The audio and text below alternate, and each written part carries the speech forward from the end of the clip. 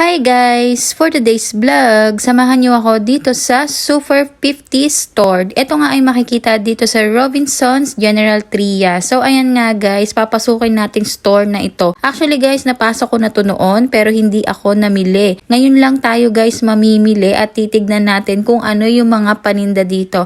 Actually guys, ang ganda dito sa store na to kasi lahat ng klase ay 50 pesos lang. At karamihan ng products ay makikita nyo na medyo elegante talaga sila guys. Unang-una dito yung mga kitchenware. Ayan, makikita nyo yung mga baso, ang sasyala talaga. Masarap talaga siya mamili lalo na kung nagko-collection ka ng mga magagandang baso. Ayan guys, ngayon hindi pa ako makapag-collection kasi wala pa masyadong area sa aming bahay. Kaya for datingin lang muna ngayon ang person. Ayan, mahirap kasi mag-stock sa bahay ng mga gamit kung wala na talagang paglalagyan kasi magiging crowded yung pinaka-area ng bahay nyo. So ayan nga, meron pa siyang mga kitchenware. Ayan, yung mga pangbalat ng gulay, ng prutas. Tapos dito, meron siyang mga plato. At eto nga guys, yung pinaka pumukaw yung attention ko. Alam nyo ba tong product na to? 50 pesos lang siya. Pero sobrang kapal niyan guys. Talaga, hindi ko alam kung saan ginagamit yan. Parang lagayan siya ng mga itlog or ano. Pero ang kapal niya talaga guys. Talagang sobrang bigat niya. Ang solid niyang hawakan. Tapos 50 pesos lang. So ayan nga, meron din tayong mga sandok. Pasandok ng kanin, sandok ng pagluluto. Kompleto sila dito. Talagang sobrang marami kang mapapamili kung ikaw ay nagko-collect ng mga gamit sa bahay.